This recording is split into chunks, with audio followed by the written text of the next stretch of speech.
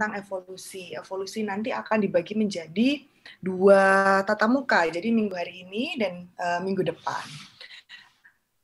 Sebelum kita belajar evolusi, ada yang perlu saudara ketahui terlebih dahulu, yaitu evolusi itu bukanlah suatu hal yang patut untuk diperdebatkan secara ekstrim. Jadi saya kubu ini, Bu. Jadi saya tidak setuju dengan penelitian itu, bukan. Jadi terlepas nanti ketika saudara memilih, oh ternyata teori evolusi yang mendekati saat ini, yang berkembang saat ini, itu sudah merupakan gabungan dari teori-teori evolusi yang terdahulu. Jadi kita akan belajar sebetulnya evolusi yang sekarang kita pelajari itu berasal dari pemikiran yang seperti apa. Berasal dari pengamatan fenomena yang seperti apa. Jadi ada beberapa pendapat yang bukan untuk didebat, tapi untuk saudara ketahui saja bahwa beliau-beliau pencetus teori evolusi itu adalah beliau-beliau yang punya kerangka berpikir, beliau punya sudut pandangnya sendiri, dan kita patut untuk memberi apresiasi terhadap teori-teori tersebut. Terlepas nanti saudara memilih untuk menyetujui prinsip atau teori yang mana.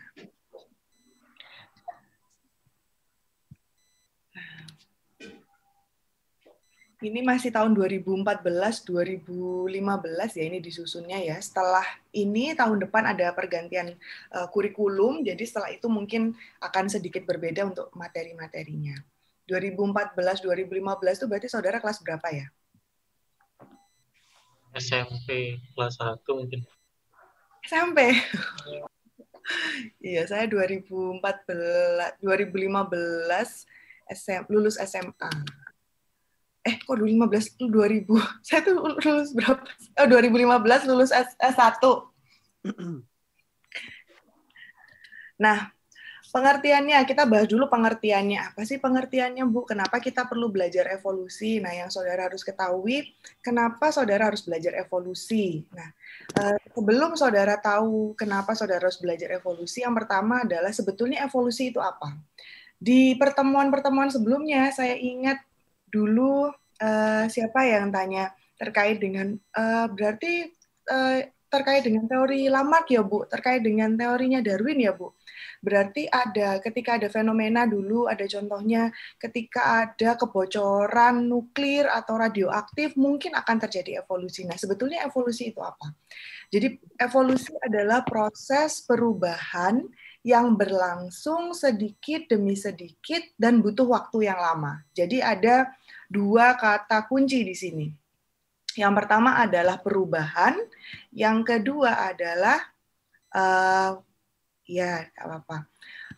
yang kedua adalah waktu. Jadi, apakah evolusi itu selalu terkait dengan 2 hal ini? Iya. Jadi, sesuatu organisme, individu, populasi itu baru dapat dikategorikan mengalami evolusi jika sudah ada perubahannya. Jadi kalau sudah mengalami perubahan, terlepas nanti perubahan morfologi, fisiologi, anatomi mungkin, atau perubahan perilaku, nah itu sebetulnya sudah mengalami proses evolusi. Dan ini butuh waktu, jadi evolusi itu tidak tiba-tiba terjadi dan tidak dengan mudah cepat terjadi, jadi butuh waktu. Memang ada relativitas untuk menentukan waktu. Jadi kalau tadi contohnya ada kebocoran nuklir atau bahan radioaktif, nah itu evolusinya dapat dipercepat. Tapi evolusi di tingkat gen atau evolusi di tingkat kromosom, DNA begitu. Nah itu relatif lebih cepat. Tapi apakah itu akan menunjukkan ciri evolutif pada individu, pada morfologinya? Nah, itu yang belum tahu, karena belum tentu ekspresi gen itu akan langsung diekspresikan dan nampak secara genetik. Jadi mungkin saja terjadi perubahan secara genetik, tapi belum tampak perubahan secara fenetik atau penampakan luarnya. Nah, bagaimana perubahan itu bisa terjadi? Perubahan pada evolusi itu tidak serta-merta seperti tadi yang sudah saya sampaikan. Jadi perubahan itu terjadi sedikit demi sedikit, ada akumulasi pada perubahan genetik, kemudian terekspresi atau termunculkan karakternya itu menjadi karakter individu, karakter fenotik, itu tidak langsung dapat terjadi. Misalkan butuh proses adaptasi terlebih dahulu, kemudian baru terjadi perubahan. Dan perubahan itu juga tidak langsung, misalkan awalnya punya giginya homodon, terus tiba-tiba muncul gigi taring, begitu ya tidak. Jadi awalnya satu jenis makanan saja, karena makanannya hilang, makanannya berkurang atau mengalami penurunan jumlahnya, maka dia harus makan yang lain. Oleh karena itu, ketika dia harus makan yang lain, dia harus punya gigi yang sesuai dengan jenis makanannya. Nah, kemudian barulah perubahan-perubahan itu terjadi. Yang gigi yang tidak pernah digunakan, lama kemudian tidak akan diturunkan kepada keturunan berikutnya, kemudian gigi yang akan digunakan diturunkan pada keturunan berikutnya, dan seterusnya. Jadi perubahan itu tergantung pada respon lingkungan dan respon yang terjadi di dalam diri individu tersebut. Nah, perubahan itu sendiri menuju ke arah semakin kompleks strukturnya. Jadi semakin mengikuti perkembangan lingkungannya, kemudian mengikuti perubahan zamannya, itu sebetulnya struktur itu selalu semakin lebih kompleks. Jadi sebetulnya makhluk hidup itu selalu berupaya untuk menyesuaikan diri dengan lingkungannya, berupaya untuk tetap bertahan hidup di lingkungannya, sehingga strukturnya itu jauh lebih kompleks. Sehingga kalau strukturnya lebih kompleks, tentu saja keanekaragamannya juga akan semakin banyak. Karena dia berupaya untuk mempertahankan kondisi hidupnya di beberapa lokasi yang berbeda. Jadi misalkan saudara perhatikan gajah yang di Asia dengan gajah yang di luar Asia itu memiliki kompleksitas yang berbeda. Karena dapat bertahan hidup di daerah yang berbeda, karena berusaha untuk menyesuaikan diri di tempat yang berbeda pula. Nah, berdasarkan arah evolusinya itu dibagi menjadi dua. Yang pertama adalah evolusi progresif, kemudian yang kedua adalah evolusi regresif. Nah, kenapa Bu dibedakan menjadi dua? Jadi ini hanya untuk memberi gambaran kepada saudara bahwa evolusi itu ada dua output atau dua hasil dari proses evolusinya sendiri.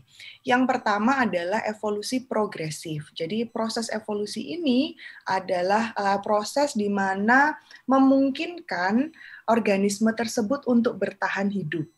Jadi proses yang terjadi itu masih memungkinkan organisme itu bertahan terhadap perubahan lingkungan. Contohnya adalah evolusi pada burung finch. Ada yang masih ingat ceritanya evolusi pada burung finch? Lebih, Bu. Kenapa? Lumayan lah, Bu, lumayan. Kurang lebih ingat lah. Nggak ingat detailnya, cuma ingat kayak garis besar ceritanya, Bu. Oh iya, garis besarnya bagaimana garis besarnya? Secara umumnya aja sih, Bu. Iya. Saya ingatnya tuh kalau nggak salah, pokoknya Darwin itu akan menekan apa ya, pengamatan. Nah, salah itu namanya Pulau Galapagos masalahnya. Iya, betul. Nah, itu dia menemukan mengamati satu burung finch-nya itu kok di tiap bagian pulau itu memiliki paruh yang berbeda. Nah, itu dia mengamati itu apa sih penyebabnya? Nah, salah satu itu karena makanannya berbeda. Oke, terima kasih Alvin. Wah, Ya, ingat. Bu. Ada lagi yang mau nambahkan? Tadi pulaunya sudah betul, Galapagos.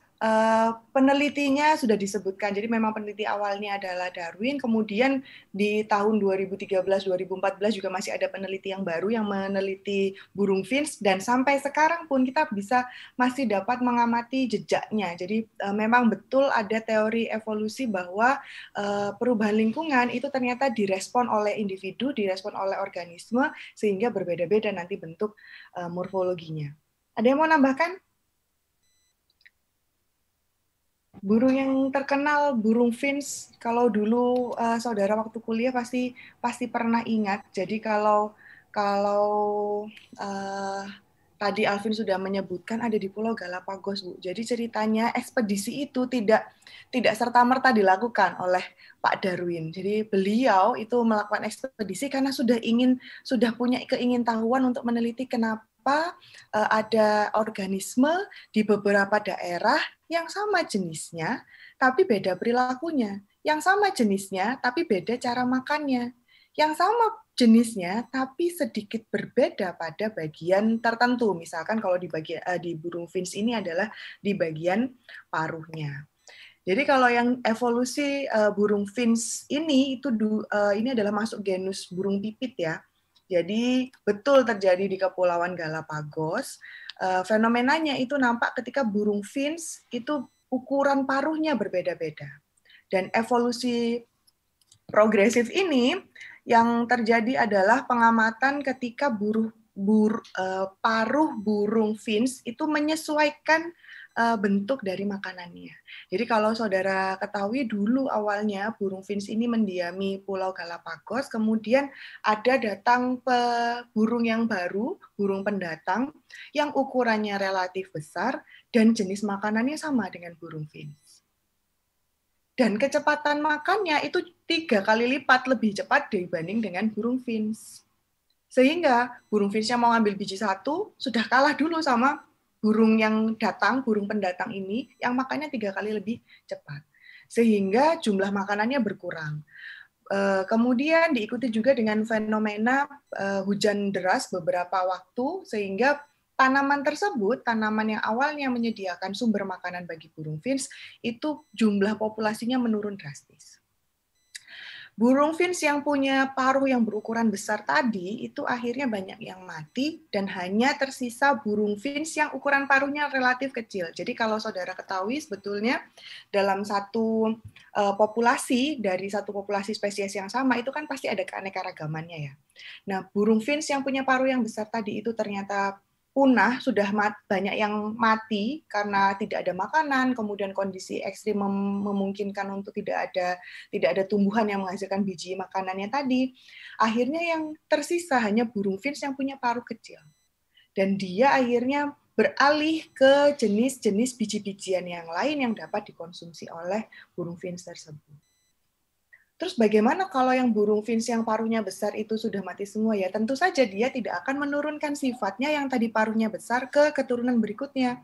Sehingga yang ada sekarang itu tinggal burung finch yang paruhnya berukuran relatif kecil dan dapat memakan biji selain biji tumbuhan utama tadi.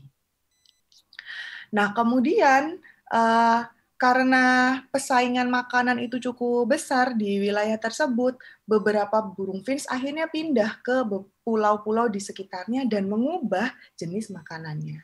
Kalau saudara masih ingat topik kita 2 minggu lalu, itu ada beberapa slide gambarnya paruh burung finch.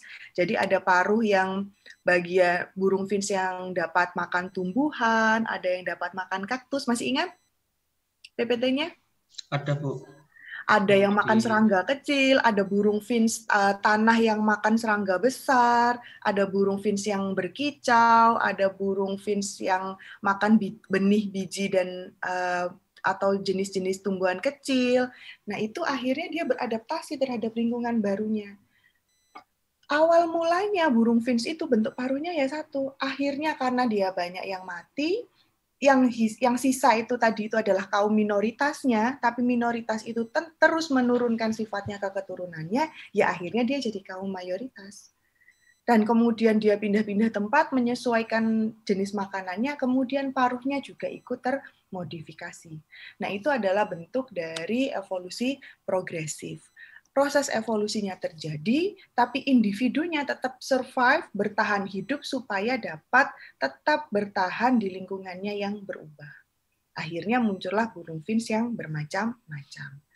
Nah, yang kedua adalah evolusi regresif atau dapat disebut juga retrogresif. Teori evolusi ini menunjukkan bahwa evolusi itu dapat menyebabkan kepunahan. Jadi ini contohnya adalah evolusi dinosaurus. Walaupun memang ada beberapa teori-teori pendapat yang lain bahwa sebetulnya dinosaurus itu tidak punah seluruhnya, Bu. Kalau kita bisa lihat ada komodo masih. Berarti kan itu dia masih secara genetik dan secara fosil paleontologi itu memang ditemukan bahwa usia komodo yang saat ini itu sama dengan komodo yang ada di masa atau di era dinosaurus. Kemudian ada juga teori yang menyatakan bahwa dulu ketika ada meteor jatuh Bu ke bumi, itu dinosaurus besar saja yang mati, tapi dinosaurus kecil itu berpindah tempat dan ada yang mengalihkan juga fungsinya, yang tadinya tungkai, yang tadinya kaki itu menjadi sayap. Sehingga burung-burung besar saat ini, burung-burung raptor saat ini itu dikategorikan sebagai dinosaurus. Ada juga teori yang seperti itu. Apakah kita perlu percaya dengan teori itu, Bu? Tentu perlu dibuktikan. Jadi apakah betul burung-burung raptor sekarang yang ada di yang masih bertahan hidup sampai sekarang itu betul keturunan dari dinosaurus? Apakah komodo yang ada di Pulau Komodo kita itu betul keturunan dari dinosaurus? Tentu perlu ditelaah lebih lanjut. Tapi yang jelas teori ini menunjukkan bahwa memang ketika terjadi perubahan lingkungan yang ekstrim ada kemungkinan untuk punah. Tapi apakah punah semua? Kita tidak tahu. Sampai di sini ada yang mau didiskusikan? Belum ya? Kita akan lanjut. Nah, kepunahan itu tidak hanya terjadi karena semakin mundurnya struktur atau fungsi, tapi juga dapat terjadi karena perkembangan struktur yang melebihi proporsi. Jadi punah itu tidak hanya gara-gara makin mundur strukturnya, tidak berfungsi strukturnya, atau strukturnya itu mengalami degradasi, tidak begitu. Ketika perkembangan itu terlalu melebihi proporsinya, itu ternyata juga bisa menyebabkan kepunahan. Sebagai contoh, misalkan adalah rusa purba. Nah, dari gambar ini saudara dapat menyimpulkan apa? Ini rusa purba, Megaloceros. Jadi rusa dulu tuh kayak gini ya, Bu. Kira-kira dari gambar ini saudara bisa menyebutkan sesuatu, punya gagasan kenapa ya dia kok bisa punah? Ini sih Bu. Ya mau coba. Oke, Fadila dulu ya tadi ya. Siap. Nah, nanti setelahnya gantian. Silakan Fadila. Ini sih Bu apa? Kalau menurut saya sih ini Bu, apa Megaloceros sama dinosaurus atau sama hewan-hewan purba yang besar lainnya itu sama Bu, evolusi regresifnya Bu. Kepunahan karena mereka ini Bu apa? Badan mereka terlalu proporsionalnya terlalu besar. Dan mereka butuh besar pasti butuh energi yang banyak, kalori yang banyak, makan yang banyak Bu. Jadi saat lingkungannya terkena iklim yang berbeda, makanannya mulai tambah sedikit, dari situ sangat ini Bu, sangat apa istilahnya fragile Bu, apa sangat sensitif Bu. Jadinya lebih ini sih Bu, lebih gampang punah karena badan mereka terlalu besar, makanannya sudah mulai sedikit, ya supply demand-nya jadinya berkurang Bu. Jadi mereka lebih rentan punah. Makanya dinosaurus yang masih survive sampai sekarang itu mamalia kecil yang makanannya tuh beragam Bu, itu Bu sih. Terima kasih Fadila, luar biasa ya jawabannya ya. Ada calon pencetus teori evolusi baru ini nanti ke depannya. Terima kasih. Ada lagi? Tadi ada 2 kayaknya. Fadila sudah siap nanti. Ini mau diskusi tentang evolusi. Ya, dijawab Bu. Oh iya, silahkan. Apa yang Megaloceros bisa punah? Ya benar tadi kata Fadila.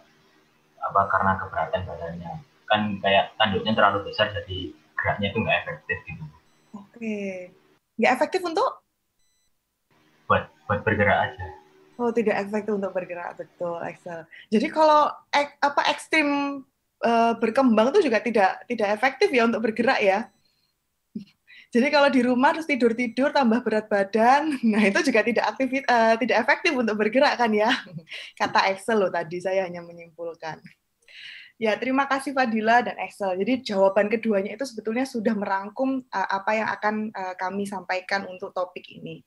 Jadi betul tadi kata Fadila, Bu, gimana pun kalau ukuran badannya besar, pasti butuh nutrisi yang besar. Pasti butuh makanan yang cukup besar untuk mensuplai nutrisi yang ada di dalam dirinya. Sedangkan perubahan lingkungan saja, kalau saudara ketahui kan, semakin tahun suhu bumi kita itu sudah semakin meningkat kan ya.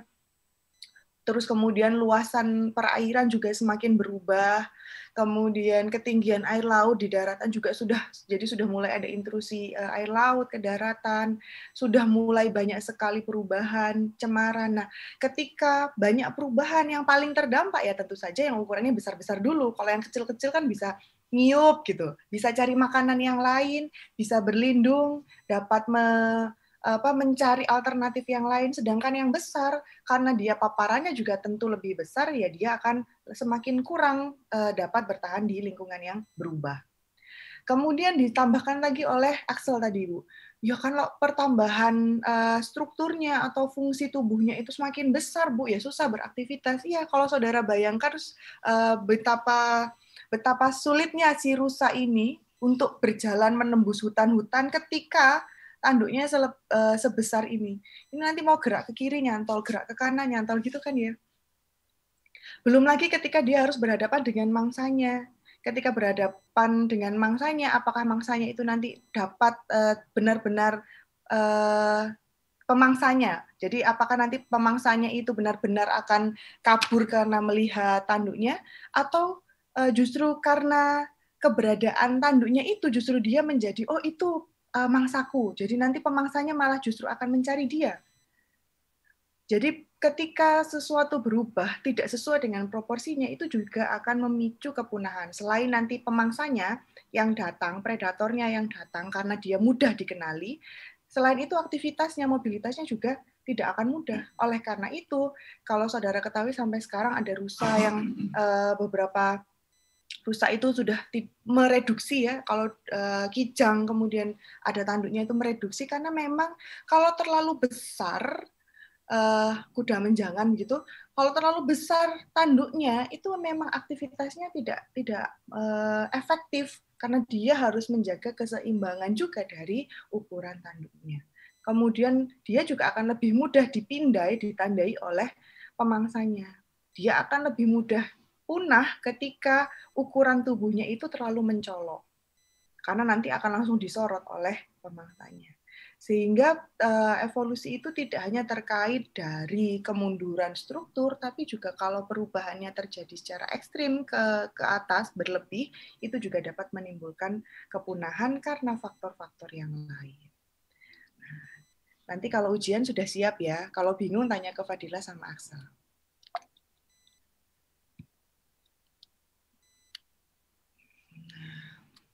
Berikutnya, berdasarkan skala perubahannya, sebetulnya evolusi itu dibagi menjadi dua, yaitu makroevolusi dan mikroevolusi. Berdasarkan namanya saja, saudara sudah tahu kalau makro ya berarti perubahan evolusi yang mengakibatkan perubahan dalam skala besar, jadi ekstrim berubah, benar-benar mengakibatkan terbentuknya spesies baru.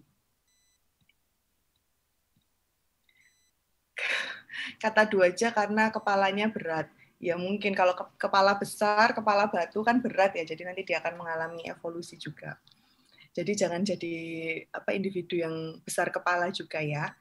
Nah kemudian yang kedua mikroevolusi. Jadi kalau proses evolusi ini mengakibatkan perubahan, tapi perubahannya kecil sekali atau dianggap kecil dan tidak menghasilkan spesies yang baru. Jadi ini hanya perubahan pada level gen atau level kromosom.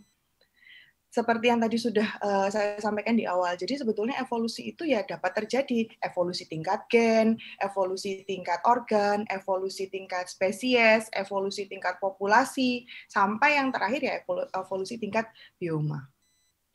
Apakah sudah dinyatakan evolusi, Bu, jika gennya berubah? Iya. Jadi misalkan semula individu itu punya gen penyandi tertentu, misalkan seperti tumbuhan punya bunga berwarna merah, misalkan hibiscus rosa sinensis, kembang sepatu yang kembang sepatunya warnanya merah. Kemudian secara perlahan-lahan ada proses evolusi karena perubahan lingkungan atau karena mutasi. Kemudian gennya berubah, akhirnya gen yang menyandi tadi bunga berwarna merah itu berubah menjadi pink atau berubah menjadi putih, yang harusnya itu rasio proporsionalnya adalah resesif, gen resesif, ya berarti itu sudah dianggap sebagai evolusi. Yang tadinya dia sifatnya dominan, kemudian gen itu menjadi sifatnya resesif, berarti sudah terjadi proses evolusi, tapi tingkatnya masih skala kecil atau rendah. Sedangkan kalau misalkan proses evolusi itu terjadi terus-menerus, perubahan gen itu semakin banyak, ekspresi gen itu semakin banyak, maka sangat mungkin untuk muncul spesies baru. Spesies barunya bagaimana, Bu? Ya tergantung nanti gen itu menyandi ekspresi apa. Spesiesnya akan mengikuti dari ekspresi gen tersebut. Nah, sedangkan berdasarkan hasil akhirnya itu dibagi menjadi dua, ada evolusi divergen, ada evolusi konvergen. Kalau evolusi divergen berarti proses evolusinya perubahan dari satu spesies nih, spesies A menjadi spesies yang baru, spesies B. Bu, bisa ya Bu begitu? Ya bisa, tapi bukan berarti yang awalnya semut terus jadi gajah, ya tidak begitu. Jadi misalkan gajah dengan ukuran besar, kemudian mamalia besar yang punya gading, ukurannya besar, ukuran tubuhnya dimensinya besar, kemudian menjadi gajah jenis yang lain, spesies yang lain, tapi masih sama-sama gajah. Karena memang evolusinya membutuhkan dia berubah secara masif. Yang kedua adalah evolusi konvergen. Jadi di mana proses evolusi ini merupakan perubahan yang didasarkan pada tingkat kesamaan struktur antara dua organ dari organisme tersebut yang dari nenek moyangnya sama. Jadi kira-kira kalau saudara bayangkan, misalkan asal usulnya itu sama, Bu. Awalnya itu memang untuk ekstremitas, satunya untuk tangan misalkan, satunya sirip misalkan, satunya lagi lengan untuk menggenggam misalkan gitu. Tapi dari nenek moyangnya itu memang ditakdirkan untuk menjadi ekstremitas. Masalah nanti dia berkembang menjadi tungkai untuk memanjat, tungkai untuk terbang, tungkai untuk merayap, untuk berenang. Nah, itu berbeda lagi. Contohnya adalah ini. Nah, evolusi divergen berarti dari tetuanya, nenek moyangnya, entah nenek moyangnya sebelumnya itu dikenal sebagai spesies apa, tapi ketika melahirkan keturunan, keturunannya menjadi dua spesies yang berbeda. Yang satu mamut di sini, yang lainnya adalah gajah modern. Kenapa Bu dapat begitu ya? Karena memang kondisi lingkungannya itu tidak memungkinkan untuk mamut tetap bertahan hidup sehingga butuh perubahan. Nah, perubahan yang benar-benar ekstrim berbeda dan menghasilkan spesies yang baru itu adalah evolusi divergen. Bu, berarti gajah sama mamut itu saudaraan? Ya. Kalau tidak percaya ya berarti nanti tinggal diperiksa gennya. Kalau saudara, Bu, saya saudaraan enggak ya Bu sama Axel? Fadila sama Rido itu sebetulnya saudara yang tertukar atau tidak ya Bu? Ya silahkan periksa DNA-nya saja. Gitu. Jadi kalau saudara mau memastikan apakah betul ya Bu, mamalia yang sekarang, reptil yang sekarang, yang burung raptor yang sekarang itu adalah keturunan dari dinosaurus. Nah, berarti saudara harus samakan dulu, cocokkan dulu dengan urutan basa nukleotidanya. Gennya sama atau tidak. Baru kemudian nanti teori-teori yang lain dapat mendasarinya. Nah, seperti ini ya misalkan. Satu spesies itu ternyata menghasilkan spesies yang berbeda. Berbeda kenapa ya? Karena memang bentuk paruhnya berbeda. Saudara tahu kalau burung bentuk paruhnya berbeda, berarti makanannya berbeda. Jadi ada yang burung pemecah biji, ada yang penghisap nektar, ada yang pemakan serangga kecil. Ya karena memang untuk melanjutkan keturunannya, untuk dapat tetap bertahan hidup di lingkungan yang berubah, dia harus melakukan proses evolusi. Dan ini sekali lagi tidak terjadi, oh hari ini nggak ada biji-bijian ya, besok tak evolusi lah, kata burungnya gitu. Tidak begitu ya, jadi butuh waktu juga. Jadi betulkah makanannya sudah habis, dia mungkin akan berpindah tempat dulu, cari jenis makanan yang sama di tempat yang lain. Kalau hilang, benar-benar hilang, dan benar-benar tidak ada lagi, ya baru nanti dia akan melakukan proses evolusi. Jadi perubahan secara bertahap dari waktu ke waktu, sehingga dia dapat beradaptasi dengan jenis makanan yang baru. Beda lagi dengan evolusi konvergen. Kalau evolusi konvergen berarti saudara perhatikan ya, ada lumba-lumba, ada hiu. Nah, itu sebetulnya dia dianggap sama karena dia punya tungkai ekstremitas di sini, itu berasal dari sumber yang sama. Jadi nenek moyangnya menurunkan sifat tungkai, tapi jenisnya nanti yang dianggap itu berbeda. Jadi ini sudah beda, Bu. Wong ini satunya mamalia, satunya Pisces, kok dianggap ini satu kerabat. Ya karena memang dianggap dia punya kemiripan. Ya punya sama-sama punya sirip, walaupun satunya bernafas dengan paru-paru, Bu, satunya pakai insang, tapi karena memang dari nenek moyangnya dia ternyata itu berasal dari satu bentukan yang sama, maka dia dianggap sebagai organisme yang mengalami proses evolusi. Jenisnya adalah evolusi konvergen. Nah, ini kita akan belajar lagi mengingat beberapa teori-teori dari evolusi. Sebetulnya sejarah teori evolusi itu ada 3 masa. Jadi ada masa pra-Darwin, ada masa Darwin, dan ada masa post-Darwin. Bu, saya percaya yang mana ya? Tentu saudara harus percaya semuanya teori disampaikan itu punya logika berpikir. Kemudian teori mana yang sesuai dengan saudara? Silahkan saudara lihat di fenomena sekitar saudara dan gunakan juga logika berpikir saudara. Kita akan bahas satu persatu terkait dengan yang pertama adalah masa pra-Darwin. Jadi teori ini tercetus sebelum Charles Darwin tentunya. Sifatnya masih sepotong-sepotong karena masih hanya melihat fenomena parsial. Jadi pencetus-pencetus teori evolusi sebelum Darwin, sebelum era Darwin, itu hanya melihat satu fenomena, loh kenapa ya kok bisa begini? Oh kenapa ya kok bisa begini? Oh ternyata begini itu karena disebabkan oleh sesuatu. Kemudian dia memunculkan teori, kemudian memunculkan paham. Nah, paham-paham itu ketika dirangkai satu sama lain ternyata tidak saling menutupi dan melengkapi karena memang masih sepotong-sepotong dan belum didasari pada fakta fenomena kejadian alam seluruhnya. Seandainya sudah ada yang didasari oleh fakta, biasanya terbatas pada fakta yang menyangkut makhluk hidup itu sendiri.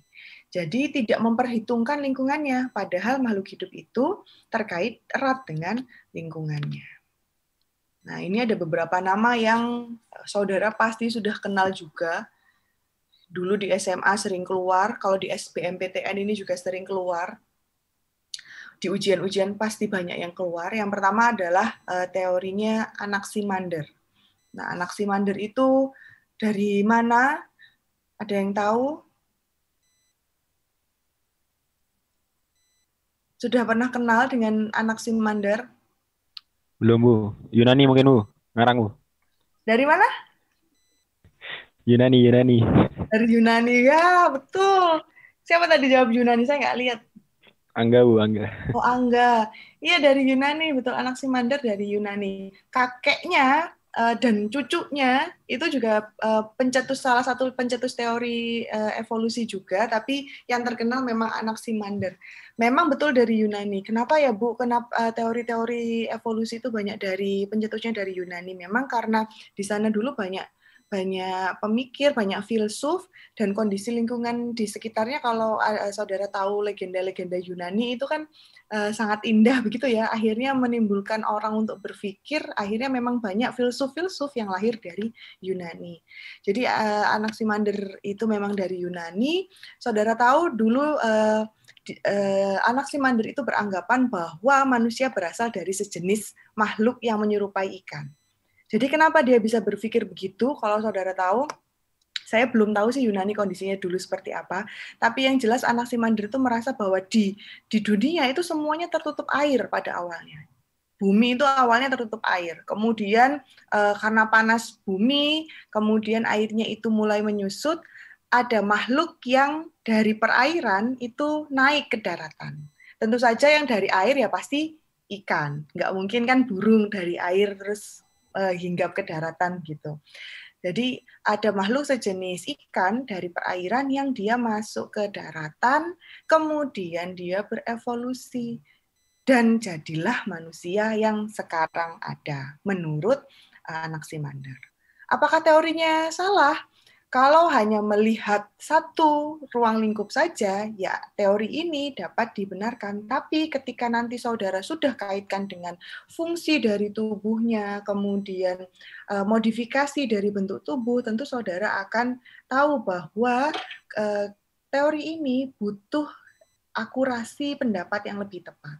Saudara dapat bayangkan, awalnya ikan, berarti bernafas dengan insang. apakah evolusi dari insang ke paru-paru, karena manusia bernafas dengan paru-paru itu mudah terjadi? Setelah mudah terjadi, berapa proses evolusi yang terjadi saat itu? Butuh waktu berapa lama dari makhluk yang menyerupai ikan tadi berubah menjadi manusia? Kalau saudara pernah nonton Aquaman, pernah nggak nonton? Ada film beberapa tahun yang lalu, judulnya Aquaman. Jadi ada manusia yang dapat bertahan hidup di perairan, bukan amfibi loh ya. Jadi manusia, betul-betul manusia, tapi ternyata dia keturunan dewa air atau sejenisnya. Saudara bisa membayangkan seperti itu. Itu adalah teori yang disampaikan oleh Anaximander. Bu, tapi kan itu tidak sesuai dengan saya. Ya, kalau tidak sesuai, saudara bisa menganut paham teori yang lain. Kita hanya akan belajar apa yang dipelajari, yang dicetuskan oleh beliau-beliau ini. Bu, kalau itu tidak sesuai, saya memilih yang lain, boleh-boleh, silahkan. Kita belajar untuk memahami pola pikir orang lain. Dan sebelum ada teori yang saat ini berlangsung, itu butuh pencetus mula. Jadi pendapat-pendapat yang di awal, kalau dalam dunia penelitian tidak ada yang salah dan benar. Jadi mungkin saat ini saudara menyampaikan sesuatu benar di masa saudara, tapi nanti ketika sudah terjadi perubahan zaman, mungkin teori itu akan gugur dan ada muncul teori yang baru. Ya tidak apa-apa. Begitu. Kemudian yang kedua adalah teorinya Aristoteles. Nah, ini sudah kenal juga. Dari mana, Bu? Ya, dari Yunani juga. Tahunnya sudah disampaikan ya, 384 sampai 322 SM, Masehi. Kemudian beliau mencetuskan semua bentuk kehidupan itu disusun dari suatu skala dengan tingkat kerumitan yang semakin tinggi. Jadi, beliau itu menyatakan, atau fahamnya itu menyatakan bahwa evolusi itu terjadi berdasarkan metafisika alam yang mengakibatkan organisme dapat berubah bentuk dari yang sederhana menjadi yang lebih kompleks, sehingga ada skala kerumitan di sana. Kenapa selalu dari yang sederhana menuju yang kompleks, Bu? Karena Aristoteles menganggap bahwa proses metafisika itu selalu ada dari yang paling sederhana, kemudian berubah bentuk menjadi yang lebih kompleks. Ketika sudah kompleks, maka dia akan mampu bertahan hidup karena lebih stabil kondisinya. Begitu. Nah, baru muncullah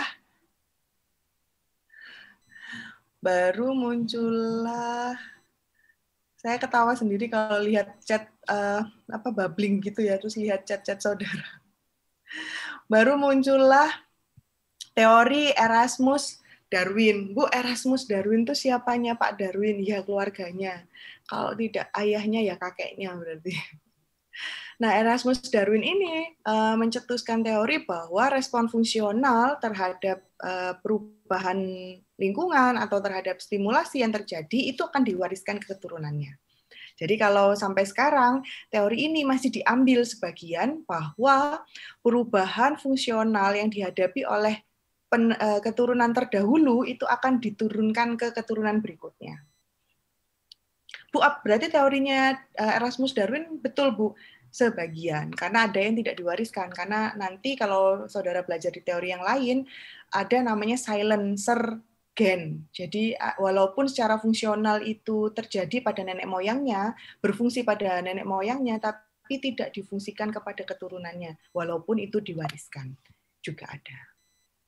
Kemudian yang keempat ada Count de Buffon atau Buffon, panggilnya gimana ya? Saya takut salah panggilnya. Nah, beliau menyampaikan bahwa variasi-variasi kecil yang terjadi itu karena pengaruh alam di sekitarnya.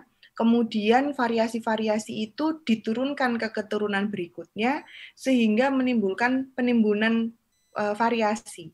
Jadi nanti semakin ke bawah keturunannya itu variasinya semakin beragam. Jadi misalkan awalnya nenek moyangnya itu karena pengaruh alam, di sana masih banyak pohon-pohon yang tinggi, makanannya mudah, ukurannya besar-besar. Kemudian pohonnya semakin berkurang, pohonnya semakin jarang, ukurannya jadi relatif lebih kecil. Setelah itu jenis pohonnya itu berkurang, jenis pohonnya berkurang, kemudian jenis makanannya berkurang, kemudian dia beralih fungsi mencari makanan yang lain, ya berarti nanti misalkan ganti jumlah giginya yang berkurang. Berarti itu nanti diturunkan ke turunan berikutnya. Jadi keturunan berikutnya jumlahnya kecil, ukurannya kecil, dan jumlah giginya lebih sedikit. Dan seterusnya. Jadi itu akan numpuk-numpuk terus sampai ke keturunan paling bawah. Kemudian ada teori Hutton dan Lamarck. Masih banyak juga teori-teori yang lain. Kalau di Lamarck kan ada teori use and disuse ya, unused. Jadi ada yang ini kan masih dipakai, difungsikan sehingga dia akan terus berkembang. Tapi ada yang tidak difungsikan, tidak dipakai ya dia akan punah, dia akan mati karena tidak digunakan jaringannya sehingga dia tidak akan berkembang dan tidak diturunkan ke keturunan berikutnya. Sudah selesai masanya sebelum Darwin. Kemudian yang terkenal di masa Darwin. Kenapa Bu disebutnya Darwin? Karena memang beliau itu pencetus teori evolusi yang sangat cukup terkenal di masa beliau sehingga nama beliau digunakan sebagai nama era untuk perkembangan evolusi.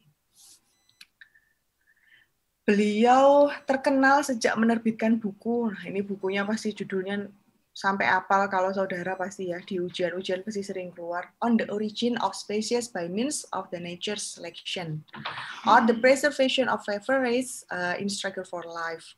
Jadi beliau itu kalau buat buku ceritanya, zaman dulu, beliau itu melakukan proses ekspedisi.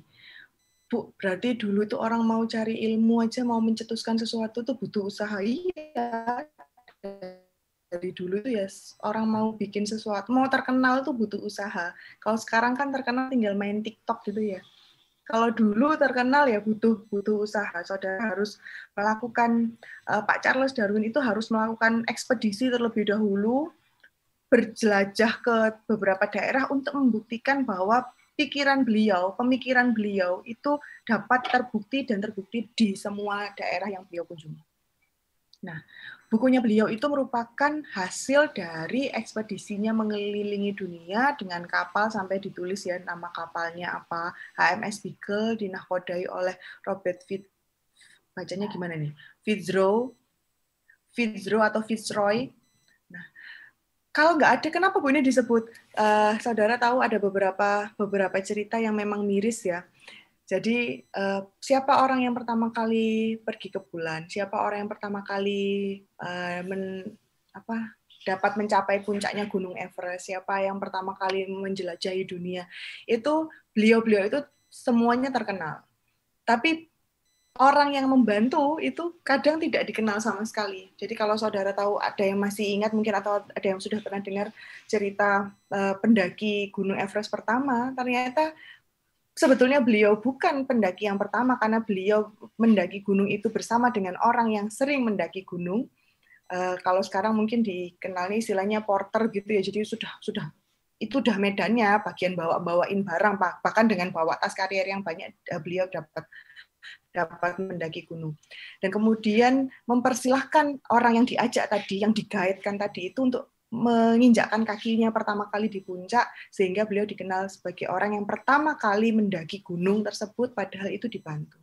Nah, begitu juga untuk Pak Darwin ini, beliau itu memang betul mengelilingi dunia, tapi dengan bantuan kapal, dan kapalnya ini dibawa dinakodai oleh Pak Robert. Jadi kalau nggak ada Pak Robert, ya teori Darwin tidak akan terkenal sampai sekarang. Tapi kalau saudara tahu, saya saja sampai bingung bagaimana cara menyebutkan namanya, karena ini Fitzroy atau Fitzroy, karena memang belum terkenal, atau kita yang kurang aware terhadap orang-orang yang juga mensupport dan mendukung kesuksesan suatu hasil. Nah, ini dimulai tanggal 21 Desember 1831. Ini gambar lukisan ya, pelabuhan Plymouth di Inggris. Kemudian beliau menjelajah mulai dari 1831 sampai 1836. Berarti di laut terus, Bu? Iya, di laut terus. Pernah ke daratan untuk melakukan ekspedisinya tentu, tapi perjalanannya yang dilakukan adalah ekspedisi mengelilingi dunia dengan kapal. Nah, ini teorinya. Teori Darwin dapat dibedakan atas dua hal pokok, yaitu konsep tentang perubahan evolusi, dan yang kedua, konsep mengenai seleksi alam. Beliau menyatakan bahwa makhluk hidup yang ada sekarang itu berasal dari makhluk hidup yang ada di masa silam. Jadi beliau yakin bahwa makhluk hidup yang sekarang masih ada itu tidak tiba-tiba muncul, tidak tiba-tiba ujuk-ujuk bim salah bim ada gitu keluar, tapi ada karena memang sudah ada makhluk sebelumnya, di masa sebelumnya. Makhluk sejenis yang ada di sebelumnya. Kemudian evolusi itu dapat terjadi melalui seleksi alam. Beliau juga mencetuskan hanya yang dapat bertahan hidup di kondisi tertentu, dia yang akan survive. Hanya makhluk hidup yang dapat melewati seleksi perubahan alam, dia yang akan bertahan hidup. Beliau menyampaikan hal itu. Perubahan-perubahan kondisi lingkungan itu atau kondisi alam itu secara efektif dapat menseleksi siapa yang dapat terus bertahan hidup dan siapa yang menuju kepunahan. Nah, gagasan evolusi Charles Darwin itu juga diilhami oleh pemikiran-pemikiran filsuf-filsuf yang lain. Yang pertama, Erasmus Darwin. Jadi ayahnya ya pada buku Zoonomia. Jadi tadi sudah disampaikan kakeknya itu sudah punya pemikiran. Kemudian anaknya punya pemikiran yang lain bahwa sesuatu yang terjadi itu tidak serta-merta muncul, tapi ada dasarnya, ada sifatnya, dan itu diturunkan ternyata. Kemudian juga didasari oleh pemikirannya Thomas Robert Malthus pada buku beliau. Kemudian didukung juga oleh Charles Lyell dari buku beliau juga. Berarti Pak Darwin itu hobi baca buku ya? Iya, betul. Yang terakhir ada Jean Baptiste Lamarck, Use and Disuse. Nah, ini sudah dituliskan juga. Buku-bukunya itu selalu dibawa untuk melakukan proses check and recheck selama ekspedisi. Pola pemikirannya begini, ini dari pola pemikiran kakeknya. Kehidupan selalu berasal dari asal mula yang sama, dan respon fungsional akan diwariskan pada keturunannya. Tadi kan teorinya beliau. Dan itu selalu menjadi logika berpikir dari Darwin. Jadi tidak serta-merta keturunan itu punya hal baru, tapi sebetulnya keturunan itu sudah diwarisi sifat-sifat tertentu oleh kakek, nenek, buyut, moyang, nenek moyangnya. Yang kedua, tidak ada keseimbangan antara pertambahan penduduk dan makanan.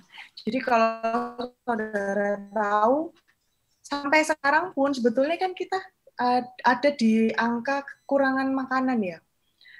Kalau semuanya makan nasi, untungnya di makhluk hidup di dunia ini tidak semuanya makan nasi ya. Ada makan makanan yang lain. Coba kalau semuanya makan nasi, saudara pasti bingung bagaimana caranya menciptakan beras jadi nasi. Sawah aja berkurang kan?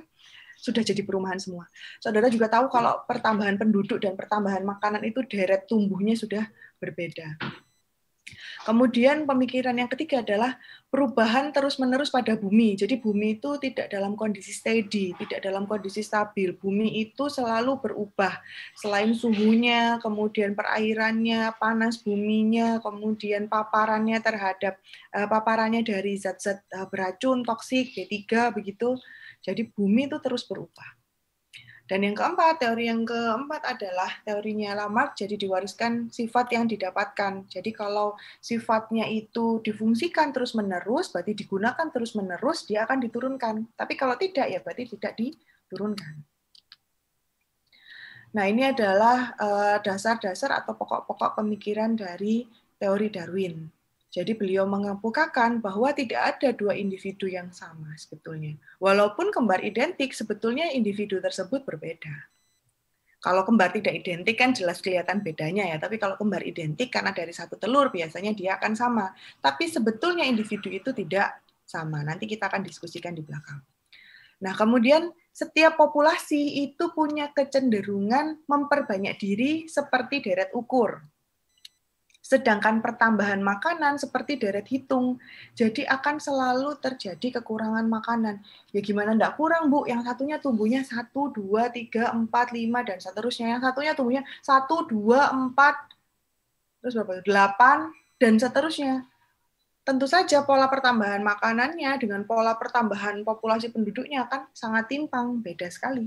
Nah, kalau beda, ya berarti kekurangan makanan. Kalau kekurangan makanan, ya saudara harus cari alternatif makanan yang lain.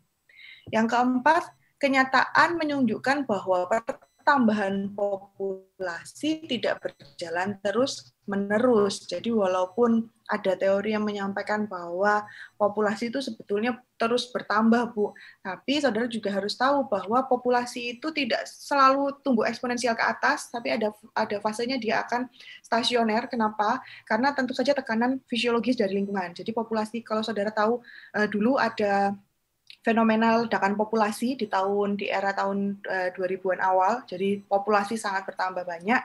Kemudian di tahun 2000-an, 2010-an itu sudah mulai steady, jadi sudah tidak terlalu ekstrim seperti 2000-an, awal 2000-an. Itu memang benar terjadi pertambahan populasi yang sangat pesat sekali. Nah, pokok-pokok pemikiran pada teori Darwin tersebut itu merupakan hasil pengamatan yang dijumpai beliau sehari-hari ketika melakukan ekspedisi. Jadi beliau melihat ada variasi di antara spesies. Jadi sama-sama spesiesnya, tapi variasi di antara spesies tersebut ada variasinya. Kemudian besaran populasi itu ternyata tetap. Kemudian yang ketiga, hanya individu-individu yang memiliki sifat yang sesuai dengan lingkungannya yang dapat bertahan hidup karena dia survive, karena dia dapat memenangkan persaingan dengan perubahan lingkungan. Nah, proses itu yang kemudian kita kenal sebagai seleksi alam. Yang berikutnya, masa post-Darwin. Jadi paham evolusi setelah era Darwin. Nah, yang setelah era Darwin itu masih dikembangkan sampai saat ini. Jadi teori evolusi itu tidak berhenti sampai sekarang. Masih banyak sekali peneliti-peneliti yang melakukan penelitian terkait dengan tingkat dan derajat evolusi. Nah, paham evolusi makhluk hidup setelah era Darwin itu dibagi menjadi dua paham. Ada yang setuju dengan era paham yang disampaikan oleh Darwin, dan ada yang tidak setuju. Saudara ikut yang mana? Tentu saudara harus memilih sesuai dengan prinsip saudara yang saudara setuju tidak dengan apa yang disampaikan oleh Pak Darwin. Kalau Pak Darwin kan pergi dari satu tempat ke tempat yang lain melihat fenomena. Bu, dulu kan ada teori yang terkenal bahwa manusia itu sebetulnya keturunan dari monyet kera, simpanse. Karena saat itu beliau memang menggunakan bukti fosil. Jadi beliau mengumpulkan fosil-fosil, kemudian merangkai susunan fosil itu menjadi satu kesatuan, dan ketika disatukan ternyata ada beberapa kemiripan fosil. Nah, pertanyaannya adalah apakah fosil yang ditemukan beliau itu benar dari satu jenis spesies yang sama? Atau tidak? Jangan-jangan karena ukurannya saja yang sama, serupa, tapi itu berasal dari individu yang berbeda, spesies yang berbeda, tapi beliau rangkai itu menjadi satu dan menganggap itu sebagai satu kesatuan, ya berarti akan menunjukkan hasil yang berbeda. Silahkan dibaca-baca dulu bukunya, kemudian saudara simpulkan sebetulnya betul tidak ya, atau kita setuju tidak ya dengan teori tersebut. Nah, kubu yang tidak setuju dengan adanya evolusi makhluk hidup akhirnya mengembangkan teori yang lain, di mana ada proses titik balik yang menentukan teori evolusi adalah genetika populasi. Sebentar ya.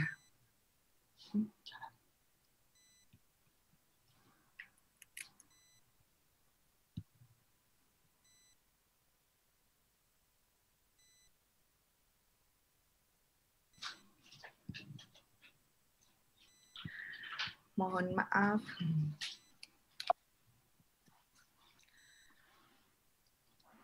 Nah, akhirnya muncullah genetika populasi. Jadi ketika ada teori genetika populasi, Bu, genetika populasi itu apa sih, Bu? Kalau saudara tahu sekarang jadi proses perubahan genetik itu tidak hanya dilihat dari satu individu untuk menyatakan bahwa benar proses evolusi itu terjadi, tapi harus dapat benar-benar menggambarkan populasi. Jadi misalkan kita mau belajar tentang evolusi yang dialami atau dilalui oleh manusia, itu objek kajiannya bukan hanya saya saja seorang diri, atau Axel saja seorang diri, Fadilah saja seorang diri, tidak. Tapi harus benar dapat menggambarkan satu populasi. Populasi paling kecil ya orang yang mendiami populasi yang mendiami satu daerah yang sama. Jadi kalau satu daerah yang sama, populasi tersebut memiliki ciri yang sama, berarti memang betul ada proses evolusi. Nah, ciri itu tentu dibandingkan dengan nenek moyangnya. Oh, nenek moyangnya awalnya, misalkan semua orang yang ada di Asia itu ternyata awalnya itu putih-putih, Bu, kayak orang-orang yang karena kita ras mongoloid, jadi semua kulitnya itu kuning, putih, sawo matang, gitu, Bu, nggak ada yang eksotik. Nah, tapi ternyata ada perubahan di sana. Nah, perubahan itu terjadi pada semua populasi atau tidak? Kalau terjadi pada semua populasi, berarti memang betul terjadi evolusi. Tapi kalau hanya terjadi parsial, loh ternyata di Asia itu juga ada kok, Bu, yang kulitnya eksotik, Bu. Karena berarti sebetulnya secara umum populasi tersebut punya gen eksotik tapi tidak diekspresikan. Berarti ketika ada gen yang tidak diekspresikan dan baru diekspresikan karena ada lingkungan yang berbeda, sebetulnya itu bukan proses evolusi. Itu adalah proses adaptasi bagaimana satu individu menghadapi respon lingkungannya. Jadi kemudian semakin berkembang bahwa evolusi itu tidak terjadi secara individual, tapi terjadi secara masif di populasi. Nah, kemudian dengan kemajuan zaman di era genetika tahun 1930-an, mulailah muncul teori Mendelism, Darwinism, itu dipersatukan. Teori genetika itu divariasikan dengan seleksi alam. Jadi punya gennya itu diwariskan kepada keturunannya, kemudian keturunannya akan melanjutkan hidup sesuai dengan kondisi alam saat itu. Kalau misalkan dapat bertahan hidup, aman-aman saja ya gennya akan diwariskan ke keturunan berikutnya. Tapi kalau alamnya tidak mendukung, gennya tidak akan diwariskan ke keturunan berikutnya. Berarti ayah, ibu, saudara, kakek, nenek, saudara itu sudah menurunkan sifat-sifat yang membantu saudara untuk tetap survive di kehidupan sekarang. Jadi banyak-banyak berterima kasih ya sama nenek moyang saudara. Nah, suatu teori evolusi komprehensif kemudian muncul, ada sintesis modern. Teori ini menekankan arti penting populasi sebagai unit evolusi, jadi harus benar-benar menggambarkan populasi, bukan individualisme. Terus ada seleksi alam sebagai mekanisme evolusi. Jadi evolusi itu tidak terjadi ujuk-ujuk seperti yang sudah kita sering sampaikan bahwa ada proses di sana. Nah, proses itu adalah proses seleksi alam. Terlepas itu makanannya, suhunya, faktor abiotik atau biotiknya, yang jelas itu adalah kondisi alam yang menyeleksi kemampuan suatu individu untuk bertahan hidup. Ketika sudah masuk ke genetika populasi, berarti individu itu harus dapat mewakili populasi tersebut. Kemudian muncul ide tentang gradualisme untuk menjelaskan bagaimana perubahan besar dapat berkembang sebagai suatu akumulasi perubahan kecil. Jadi perubahan itu ketika satu perubahan terjadi, perubahan berikut yang kecil juga lainnya terjadi, apakah perubahan-perubahan itu akan menumpuk, dan ketika menumpuk apakah menghasilkan perubahan yang besar, itu dipelajari di sini. Jadi teori penimbunan variasi itu juga masih dikembangkan. Mengapa disebut sebagai sintesis? Karena teori ini memadukan penemuan dan ide dari berbagai bidang. Jadi bidang multidisiplin. Jadi ketika kita melihat fenomena evolusi, genetika populasi, itu tidak hanya melihat dari satu ilmu. Saudara harus mengkaji banyak ilmu. Kenapa begitu? Karena memang tidak hanya bisa dilihat dari satu ilmu. Secara genetik berbeda ya pasti berbeda. Belum tentu ketika genetiknya berbeda, saudara lihat dulu nenek moyangnya, genetik nenek moyangnya berbeda atau tidak. Oh ternyata sama, Bu, cuman berbeda di keturunan yang kesekian, kedua misalkan. Kenapa kok berbeda? Oh ternyata ada lingkungannya. Dibuktikan dengan apa? Oh dibuktikan dengan fosil, Bu. Nah, akhirnya banyak sekali ilmu-ilmu yang mendasari teori sintesis modern ini. Salah satunya ada Theodosius Dobzhansky, beliau ahli genetika, jadi beliau yang bagian ngutek-ngutek gennya, menyamakan, membedakan gennya. Kemudian ada Ernest Mayr, beliau ahli biogeografi dan taksonomi. Jadi kalau saudara tahu ilmu taksonomi itu belajar mencari, mengelompokkan satu individu itu berdasarkan dia familinya siapa, dia ordonya siapa, dia kelasnya siapa, dia masuk ke kingdom apa, itu berdasarkan ciri-cirinya. Kita sudah belajar di pohon filogeni. Beliau juga ahli biogeografi. Jadi persebaran satu spesies ke pulau yang lain atau ke wilayah yang lain itu sebetulnya menimbulkan dampak yang berbeda atau tidak. Akhirnya nanti spesiesnya sama atau berbeda. Nah, itu beliau ahlinya. Dan sekarang banyak sekali ahli-ahli biogeografi dan taksonomi juga. Kemudian ada George Gellert Simpson, beliau ahli paleontologi, jadi beliau bagian mencocokkan, oh kalau ada fosil ini ditemukan di mana, usianya berapa, diperiksa, berarti dia hidup di zaman apa, di zaman itu yang hidup organismenya apa saja, beliau cocokkan dengan itu. Nah, kemudian ada Leidert Stebbins, beliau ahli botani. Bu, kenapa kok botani, Bu? Bukan zoologi, Bu? Nah, karena memang ketika paleontologi banyak fosil-fosil hewan ya yang dapat ditemukan. Kalau di botani itu sampai sekarang pun kita masih menjumpai beberapa tumbuhan purba juga yang masih eksis sampai saat ini, dan itu terus dikaji untuk menentukan berapa umur tumbuhan ini sebetulnya, dan sifat itu sebetulnya sudah muncul di era apa, di zaman kapan, begitu. Nah, kemudian kita akan belajar juga tentang petunjuk adanya evolusi. Yang pertama biogeografi, penyebaran geografi spesies. Ini idenya pertama kali muncul dari Pak Darwin. Jadi beliau punya keingintahuan yang cukup tinggi, kenapa ya ada spesies di lokasi A dan di lokasi B. Pulaunya beda, tapi kok ada spesies yang sama. Atau di satu pulau, kenapa ada beberapa spesies yang berbeda? Kenapa tidak hanya ada satu spesies? Akhirnya beliau melakukan ekspedisi tersebut. Kemudian yang kedua, catatan fosil. Nah, catatan fosil ini dapat memberikan gambaran perubahan dari zaman ke zaman. Jadi namanya saja fosil, pasti sebelum menjadi fosil dia adalah makhluk hidup. Dan ketika hidup, ketika sudah menjadi fosil, kita dapat memperkirakan makhluk hidup tersebut hidup di zaman apa, di tahun berapa. Jadi kalau saudara tahu, ahli-ahli fosil itu biasanya kerjanya kalau saudara lihat cuman kayak nguas-nguasin fosil gitu, padahal beliau sedang mencermati guratan, ukiran, kemudian bentuk, kemudian proporsi dari batuan, jenis batuan, untuk menentukan usianya. Jadi luar biasa ahli-ahli fosil itu. Nah, sehingga muncullah deret-deret perkembangan dari yang awalnya dianggap zero,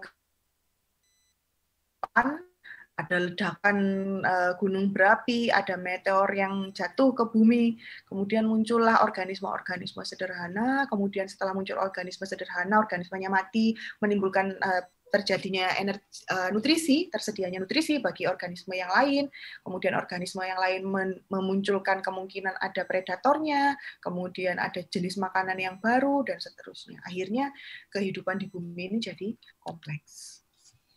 Yang ketiga adalah petunjuk dari anatomi komparatif. Jadi kalau kemarin saudara masih ingat pas belajar pohon filogeni, jadi ada anatomi komparatif, ada paham homologi, dan ada paham analogi.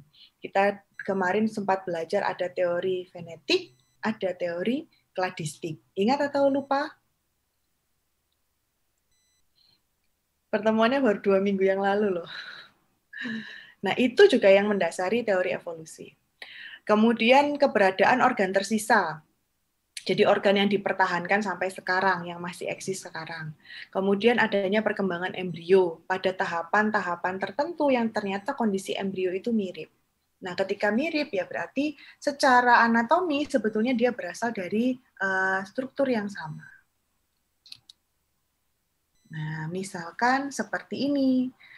Nah, ini nenek moyangnya berarti ya punya ekstremitas, punya anggota gerak.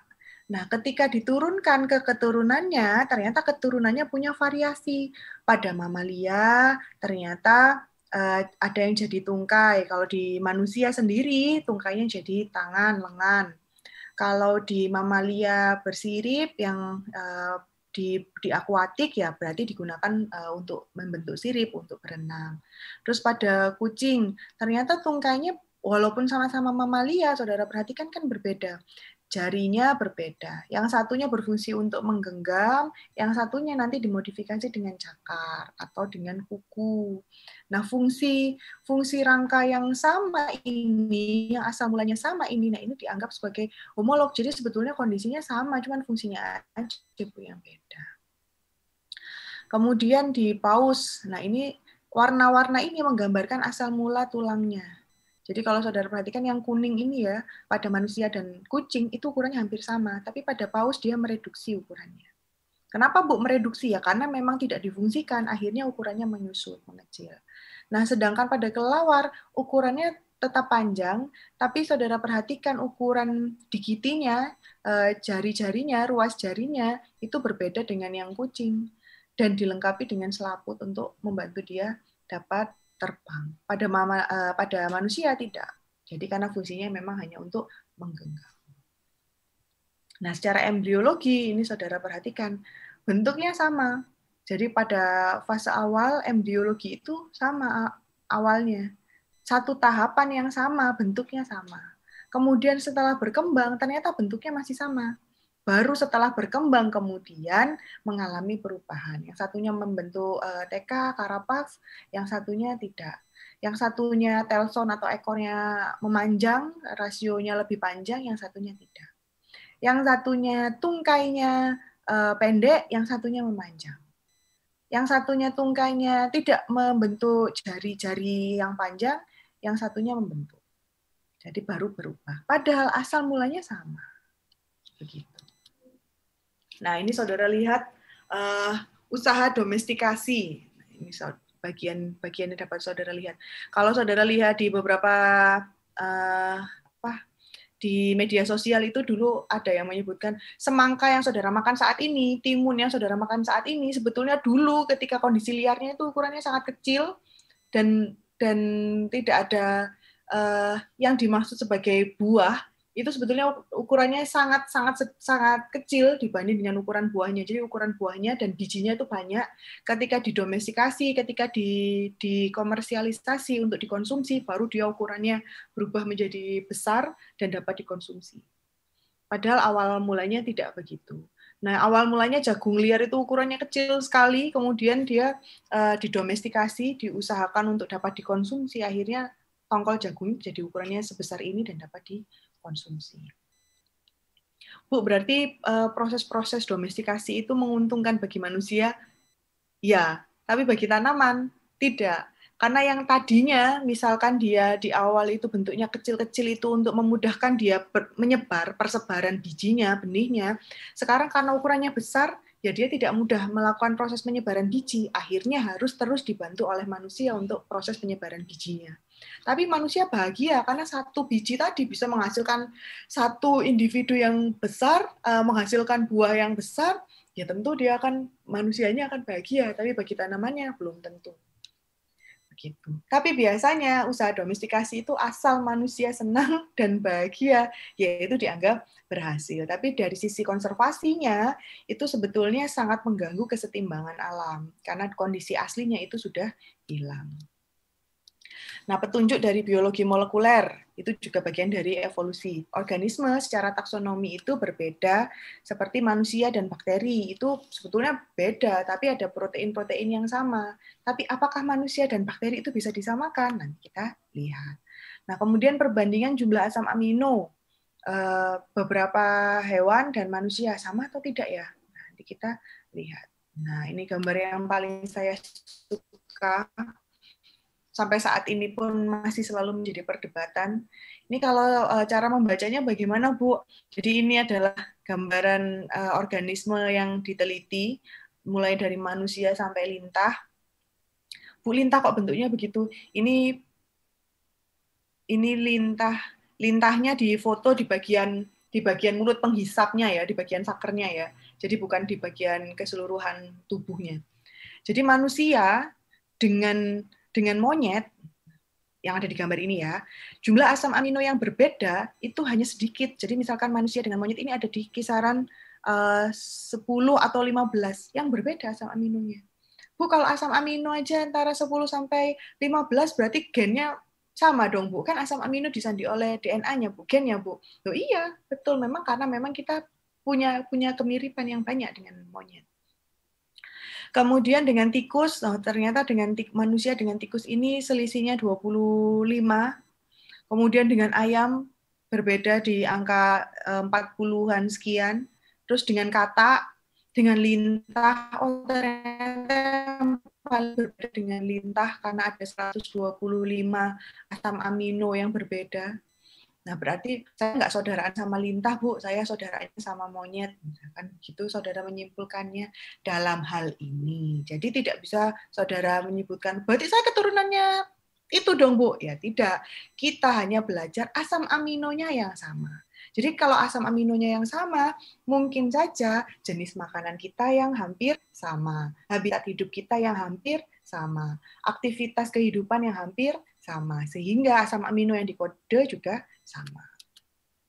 Nah, asal-usul kehidupan, apakah manusia pertama juga merupakan produk perkembangan evolusi? Nanti saudara diskusikan ya. Jadi manusia pertama kali yang ada di muka bumi, makhluk hidup yang pertama kali yang ada di muka bumi itu sebetulnya dia sudah mengalami evolusi atau tidak? Jika iya, bagaimana cara melacaknya? Karena dia makhluk pertama yang ada di bumi, bagaimana mencari tetuanya? Saudara juga dapat membandingkan lapisan bumi yang tua, jumlah fosilnya itu semakin sedikit dan semakin sederhana. Artinya makhluk pertama yang ada di bumi itu ya berarti makhluk yang sederhana. Kemudian ini teori-teori yang saudara sudah paham pasti sebelumnya, ada abiogenesis, biogenesis, kosmozoik, teori ciptaan, naturalistik. Kita akan bahas satu-satu. Ada yang bawa pororo. Pororo atau ayam itu? Ayam ya? Sudah mulai bosan ya kok pakai bawa boneka ayam, ada kacamatanya lagi. Oh, Chicken Little. Oh ya, saya yang gaul berarti ya. Nah, teori abiogenesis ini kita santai saja ya, kalau di evolusi itu banyak teori, memang tugas saudara nanti kalau pas ujian ya jelas saudara harus hafal ini teorinya siapa, teorinya menyampaikan paham apa. Jadi dihafalkan sambil diingat-ingat juga. Teori abiogenesis, makhluk hidup berasal dari materi tidak hidup. Karena A berarti tidak, biogenesis berarti tidak hidup. Makhluk hidup berasal dari yang tidak hidup. Jadi ada senyawa kimia, kemudian dia membentuk makhluk hidup. Simsalabim jadi makhluk hidup. Betul atau tidak? Saudara harus tahu bahwa teori ini pernah ada. Dikenal sebagai generatio spontanea, dikemukakan pertama kali oleh Aristoteles. Dihafalin, Bu, ini, Bu? Iya. Makhluk hidup berasal dari makhluk hidup. Jadi ini ada teori biogenesis omnivivum ex vivum, ada omnivivum ex ovo. Kalau nggak dari makhluk hidup sebelumnya, ya berarti dari telur. Nah, tapi teori ini tidak menjawab asal mula makhluk hidup pertama. Jadi makhluk hidup pertama itu siapa, Bu? Apa, Bu? Belum terjawab. Tokohnya ada Francisco Redi, Lazaro Spallanzani, Les Pasteur. Terus ada teori kosmozoik, makhluk hidup yang ada di bumi, penghuni bumi itu berasal dari spora, namanya aja kosmos. Berarti kan dari spora. Sporanya dari mana, Bu? Ya spora yang ada, karena bumi itu tidak zero, tidak vakum gitu, pasti ada spora, ada senyawa-senyawa kimia. Nah, dari spora itu berasallah kehidupan. Sporanya dari mana? Dari luar bumi. Karena ada meteor yang jatuh, kemudian sampai ke bumi ada spora yang dibawa, dan itu menjadi cikal bakal penghuni bumi. Ada teori ciptaan. Teori ciptaan, saudara kenal juga nama lainnya adalah special creation. Masih tetap sebagai teori yang dipahami dan dipercayai oleh banyak orang. Nah, penganut paham ini berbicara tentang proses perkembangan materi, pada akhirnya membentuk makhluk hidup tanpa menyinggung asal mula materi pembentuknya. Jadi karena manusia itu ya special creation, Bu. Jadi nggak mungkin ada nenek moyangnya manusia itu apa atau siapa. Kemudian tumbuhan, hewan itu juga sebetulnya special creation, Bu. Tidak harus dicari materi awal pembentukannya. Silahkan kalau saudara percaya teori tersebut. Nah, berikutnya adalah teori naturalistik. Ada yang menyampaikan bahwa itu adalah teori neobiogenesis. Terbentuknya makhluk hidup pertama kali di bumi itu dari molekul. Nah, molekulnya apa? CH4, NH3, H2, H2O. Nah, unsur-unsur tersebut terdapat di atmosfer bumi purba. Dikemukakan oleh Oparin dan Halden. Ini sejarah kehidupan di bumi mulai antara 3,5 sampai 4 miliar tahun silam. Aktivitas metabolisme itu ditemukan dalam batuan. Kenapa pakainya batuan, Bu? Ya karena memang batuan itu ternyata merekam jejak semua aktivitas yang terjadi. Jadi batuan itu dapat menggambarkan kejadian di masa tersebut. Jadi batu-batu yang sekarang itu juga menjadi bahan kajian untuk penelitian beberapa tahun silam, beribu-ribu tahun silam, atau ratus tahun silam, itu apa yang terjadi.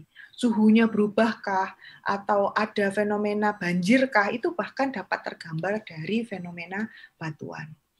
Nah, kemudian fosil prokariota tertua, itu berumur 3,5 miliar tahun, itu sudah ditemukan. Kemudian tahun 80-an, Thomas Case ini mencetuskan pemikirannya tentang evolusi kehidupan. Beliau mengemukakan bahwa sel modern sekarang itu menggunakan katalis RNA, namanya rizosim.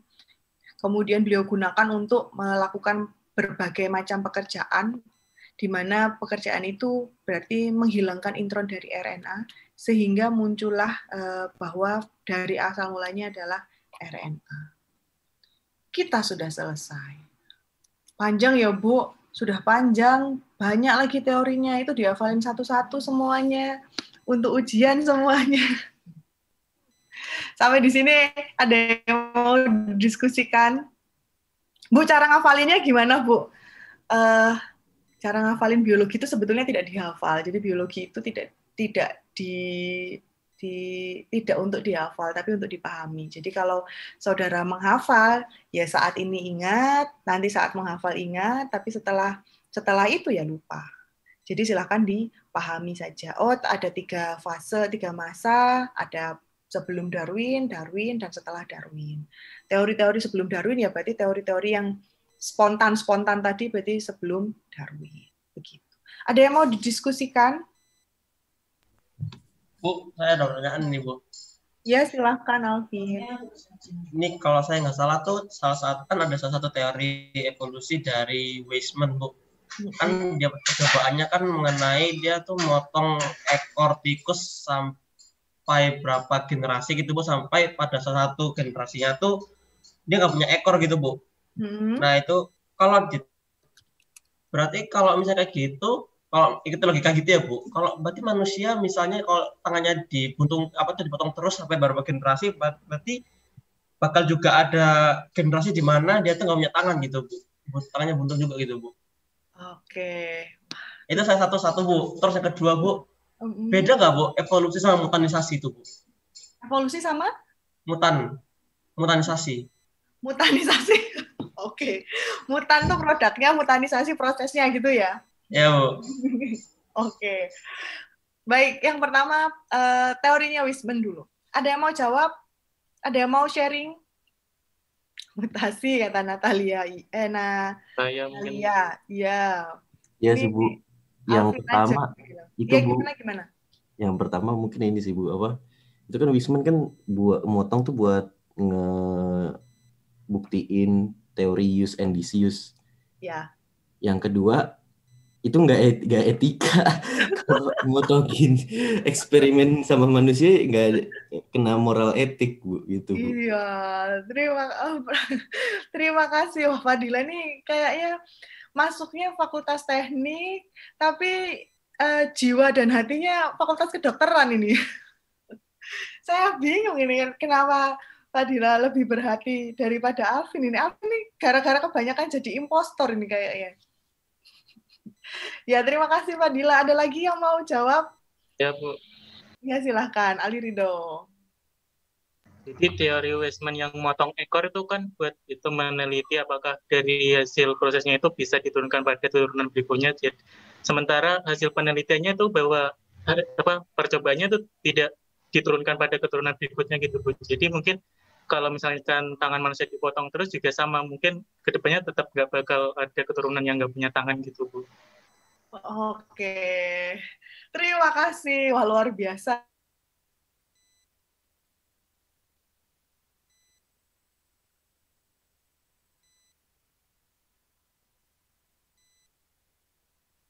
Itu Neodora. Bu, katanya Alvin, Bu, berarti kan kalau katanya tadi aja ekor dipotong, terus nanti diturunkan ke keturunan berikutnya nggak punya ekor, terus kalau manusia gimana? Ya jangan jadikan manusia sebagai objek penelitian ya. Tadi sudah di... Bukan, Bu, saya contoh doang itu, Bu. Bukan Ya, beneran saya jadi objek penelitian, Bu. Oke, Cuma Alvin, paham. apa ya, Bu? Kayak Pokoknya bicara gitu. Iya, paham. Jadi sebetulnya boleh nggak sih Bu saya berpikir begitu? Ya, ya boleh-boleh saja karena dasar pemikiran itu kan kita sama Bu. Kita juga makhluk hidup. Kita ada di kelas mamalia juga. Kan mencit juga mamalia Bu. Berarti sebetulnya proses yang terjadi di mamalia, entah itu mamalia kecil atau mamalia besar sebetulnya yang sama. Tapi kembali lagi ada yang namanya respon itu terhadap lingkungan bukan karena ekspresi dadakan. Jadi itu difungsikan. Saya tidak tahu kalau yang bagian mencit permencitan, tapi yang saya ketahui sampai saat ini dan pernah saya lakukan adalah di krustase. Memang sedikit berbeda ya kelasnya, tapi kurang lebih dapat memberi gambaran seperti ini. Jadi kalau saudara tahu, ada eksplorasi kepiting. Jadi kepiting itu capit yang paling depan, yang banyak dagingnya, itu sengaja dipotong. Jadi misalkan bulan ini dipotong di bagian kiri, kemudian bulan depan dipotong bagian kanan. Bu, terus kemudian dia nggak punya lengan yang berfungsi untuk mencapit. Tidak, tapi dia menumbuhkan lengannya lagi. Jadi lengannya tetap tumbuh, jadi yang tadi misalkan dipotek yang sebelah kanan, lengannya dipatahkan yang sebelah kanan, secara otomatis gen itu akan mengekspresikan untuk membentuklah lengan yang baru. Karena kamu butuh makan, kamu butuh mencapit mangsamu. Kalau kamu nggak punya capitmu cuma satu, kamu nggak bisa makan. Akhirnya gen itu mengekspresikan untuk membentuk tungkai yang baru, lengan yang baru untuk mencapit. Tapi sama manusia, bulan depannya dipotek yang sebelah kiri. Begitu juga dia terus akan membuat lengan yang sebelah kiri. Tapi kalau saudara terus-terusan melakukan proses itu, ukuran lengannya tadi, yang lengan capitnya itu, nanti akan berkurang. Jadi yang awalnya misalkan lengannya ukurannya besar-besar, kemudian dia akan mereduksi kecil, sampai akhirnya tidak punya daging. Dan kalau sudah tidak berdaging tebal, ya berarti sama manusia sudah tidak difungsikan. Nah, itu mendasari jawaban dari Fadila dan Alirido tadi.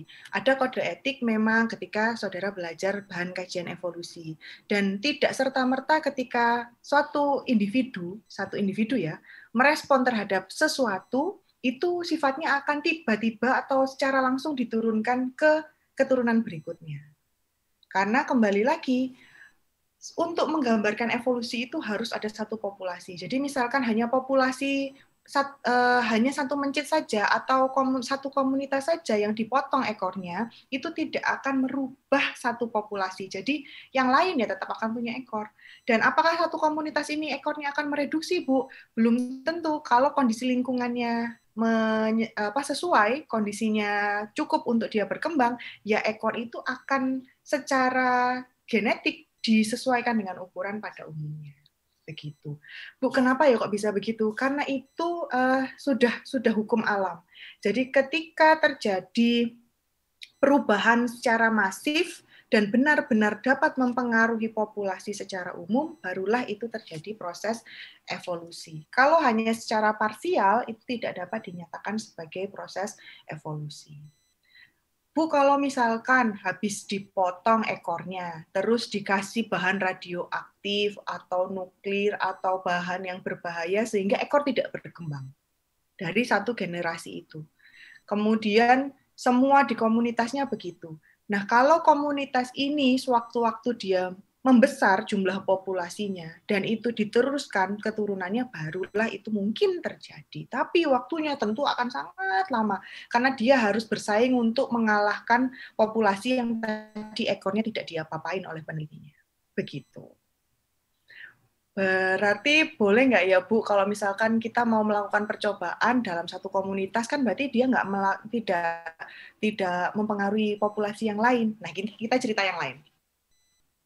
Saudara tahu kapas, tumbuhan kapas, randu, wit randu kalau yang di desa.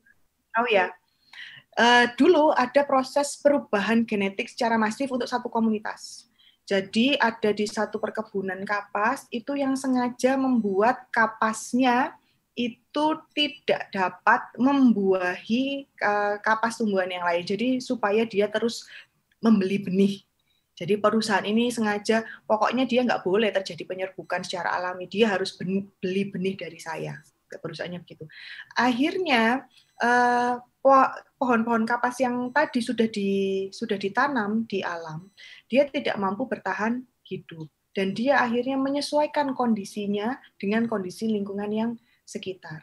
Dan ketika sudah dimutasi, diupayakan dia tidak bisa menyerbu ke tempat yang lain, ternyata ketika kondisinya itu tidak merespon hal yang sama, ada yang sempat dapat melakukan proses penyerbukan. Sehingga materi genetiknya diturunkan ke pohon yang lain, ke indukan yang lain, dan terjadi pembuahan yang lain. Ketika kapasnya sudah jadi, ternyata bentuknya tidak survive. Tidak survive, ya berarti dia akan hilang. Seperti itu. Ada juga kasus yang jagung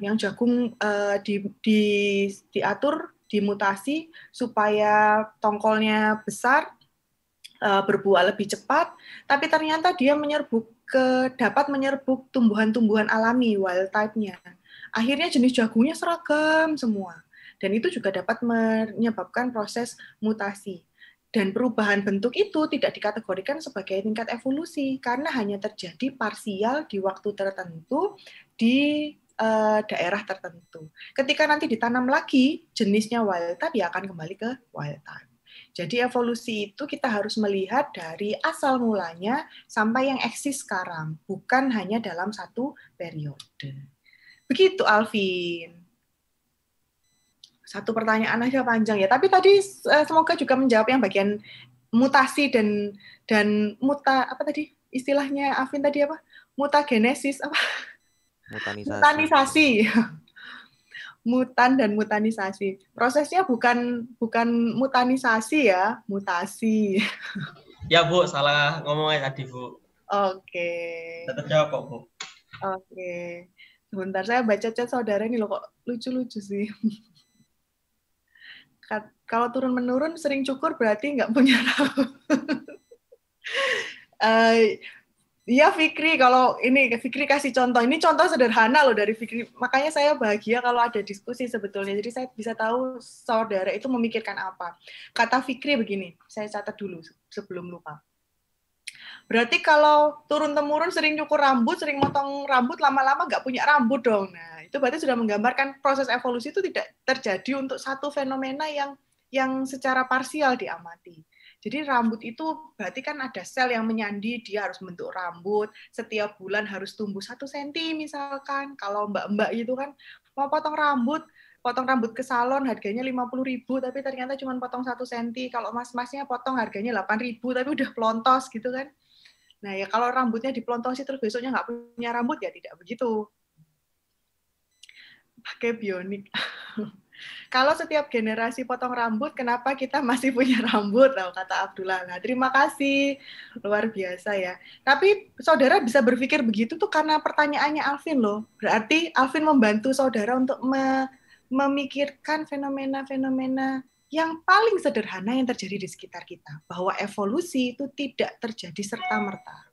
Begitu. Bu, boleh tanya nggak? Oh iya, silakan boleh Ilham. Bisa dijelasin ulang nggak yang teori gagasannya Anaximander tadi? Anaximander. Manusia itu menyerupai ikan atau embrionya seperti insan begitu ya, Bu? Iya. Gimana? Sama hubungannya sama Aquaman itu apa, Bu? Hubungannya sama Aquaman apa, Bu? Yang jelas Aquaman tidak berhubungan dengan Anaximander ya. tadi itu saya memberikan contoh Aquaman itu karena mungkin itu jauh lebih mudah untuk memberi saudara gambaran. Jadi kalau Aquaman itu kan film yang ada di tahun 2000-an sekian, silakan browsing tahun 2000 berapa. Tapi saya sempat nonton. Jadi ceritanya Aquaman itu adalah manusia daratan yang sebetulnya dia keturunannya makhluk lautan. Itu jelas sangat berbeda dengan Anaximander ya. Jadi itu hanya contoh mudahnya saja supaya Ilham tahu gambaran bahwa Anaximander itu berpikiran seperti Aquaman, bahwa ada manusia di dasar lautan yang kemudian makhluk di dasar lautan yang kemudian muncul ke darat berubah jadi manusia yang manusia saat ini. Nah, teori Anaximander itu gimana sih, Bu? Jadi beliau itu karena tinggal di Yunani, daerah perairannya sangat luas, sangat bagus begitu. Terus beliau juga tahu kalau di dunia itu banyak sekali yang ditutupi oleh lautan, perairan laut. Jadi beliau pasti berpikir bahwa makhluk pertama itu ya tentu yang dapat beradaptasi di air, di laut. Baru kemudian muncullah daratan, akhirnya sebetulnya makhluk laut itu muncul ke darat. Kalau saudara sempat melihat beberapa instansi atau beberapa blog atau beberapa media sosial memberikan ilustrasi. Jadi ada lautan, kemudian ada makhluk yang naik ke daratan, bentuknya ikan, kemudian berubah jadi kayak salamander, terus berubah lagi berevolusi sampai akhirnya jadi manusia yang pertama yang ada di bumi. Nah, teori yang disampaikan oleh Anaximander itu terkait dengan karena yang mayoritas itu adalah perairan, tentu makhluk pertama yang ada di bumi itu adalah makhluk yang dapat bertahan di perairan. Dan naik ke darat. Dan kemudian dia menyesuaikan diri. Yang awalnya dia punya sirip, dia akan mengembangkan ekstremitasnya, alat geraknya berubah menjadi tungkai, kaki.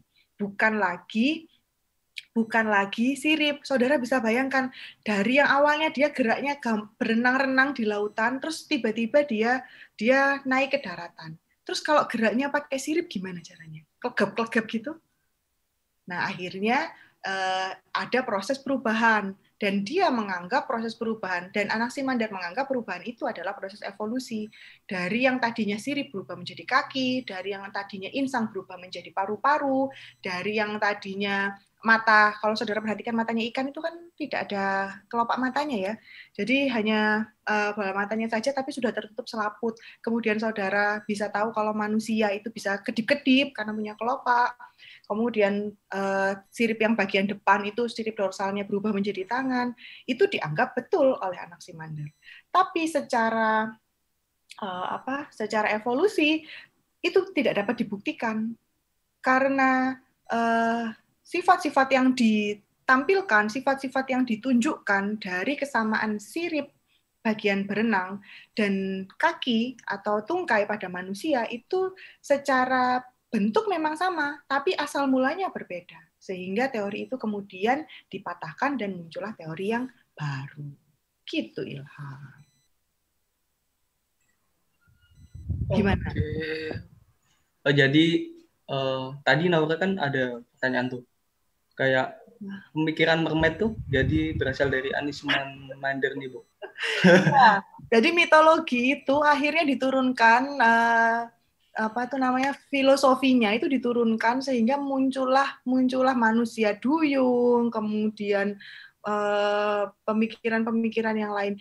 Tapi secara fosil itu tidak ditemukan. Kalau saudara tahu duyung itu sebetulnya dugong tuh loh, sampai sekarang tuh masih ada.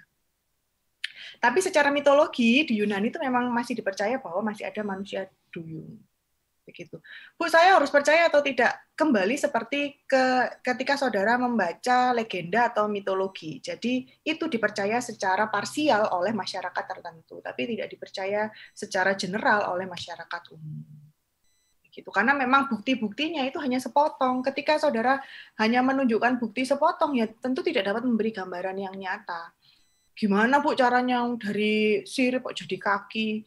Proses evolusinya butuh berapa lama? Belum jadi kaki udah mati duluan, dia kekurangan air. Kan dia butuh air. Begitu. Sebentar, saya baca chatnya kok jadi ramai. Apakah ada pertanyaan lagi, Alvin? Enggak, Bu. Itu ada tanya, Bu, di chat. Kenapa? Bu, maaf Bu, saya mau mengingatkan waktunya mau habis. Oke, sip. Terima kasih. Apa nih? Bu, kenapa ya ekor kucing tidak bisa ada yang bengkok gitu, bahkan sampai keturunannya bengkok juga. Itu ras ya, Alfian. Muhammad Alfian. Saya jawab cepat ya pertanyaannya. Ekor kucing itu ada yang bengkok, ada yang lurus, itu jenis ras. Jadi kucing ras itu memang punya ciri khas yang beda-beda. Kalau secara taksonomi, ciri taksonomi ekor pendek pada kucing itu bukan ciri takson, itu ciri ras. Jadi beda ras ya beda lagi. Nah, satu ras dia akan tetap menurunkan sifat yang sama. Dua aja, kita tidak berasal dari kan. Ya. Terus ada lagi kah pertanyaannya? Oh, oke. Ada pertanyaan satu lagi. Saya cepatkan aja ya. Jadi beda halnya dengan ketika kita menstimulasi sesuatu. Jadi misalkan contohnya atlet. Kalau atlet itu misalkan Bu atlet renang tuh loh Bu bisa berenang, bahunya bisa cukup untuk bergerak, berenang dengan baik. Kemudian atlet peselam itu bisa nyelam ke air bahkan lebih dari 5 menit. Kalau saudara lihat di beberapa video Guinness Book of Record itu ada yang bisa nyelam beberapa menit. Apakah benar dia keturunannya ikan? Nah, tidak begitu ya. Jadi ada namanya proses adaptasi. Sama seperti halnya saudara mentreatment sesuatu. Misalkan awalnya saya hanya dapat menahan nafas di dalam air itu hanya 1 menit. Saudara terus lakukan itu setiap hari, awalnya 1 menit, 1 menit lebih 5 detik, 1 menit lebih 30 detik, 2 menit, 2 menit 30 detik, 3 menit, dan seterusnya. Itu adalah proses adaptasi. Yang awalnya kapasitas paru-paru kita hanya sekian liter, itu dapat dimaksimalkan kembali. Tapi tentu ada batasnya. Begitu juga dengan atlet. Ada yang sanggup untuk lari 3 hari 3 malam tanpa istirahat, tentu dia butuh latihan dan butuh ditreatment tiap harinya. Jadi tidak tiba-tiba berubah. Dan apakah itu dapat dilakukan oleh semua makhluk hidup, Bu? Jadi kalau misalkan dia bisa menahan napas di bawah air misalkan sampai setengah jam gitu Bu, berarti saya kalau latihan bisa Bu. Mungkin, tapi yang harus saudara perhatikan adalah ketahanan dari individu satu dengan individu yang lain itu berbeda. Jadi mungkin saudara tidak 30 menit, tapi mungkin hanya 29 menit, misalkan seperti itu.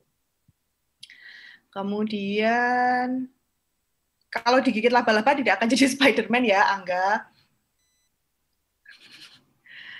Ya, Bu. Oke, terima kasih. Itu ya, kalau ada pertanyaan lagi, ini sudah 8.40, kita bisa diskusikan di grup atau silahkan di Japri. Apakah ada lagi yang mau didiskusikan? Nggak ada, Bu. Minggu depan kita masih ada evolusi kok, tenang aja, kita bisa diskusi banyak minggu depan. Ya, Bu. Terima kasih atas kesediaannya mengikuti perkuliahan. Adakah yang tidur hari ini? Ignatius. Enggak, Bu. Oh ya, sudah. Baik, terima kasih atas perhatiannya. Saya cukupkan perkuliahan pada pagi hari ini. Terima kasih atas perhatiannya. Saya mohon maaf apabila ada kesalahan dan kekhilafan, apabila ada kata-kata yang kurang berkenan. Sekali lagi, beberapa contoh yang tadi saya sampaikan itu hanya untuk memudahkan saudara. Jadi jangan diingat akuamennya, tapi diingat ilmunya ya. Terima kasih. Wassalamualaikum warahmatullahi wabarakatuh. Selamat pagi. Waalaikumsalam warahmatullahi wabarakatuh. Ibu, makasih selamat pagi. Ibu. Selamat pagi. Ya, jam 9. Semangat. Makasih, Bu. Sama-sama.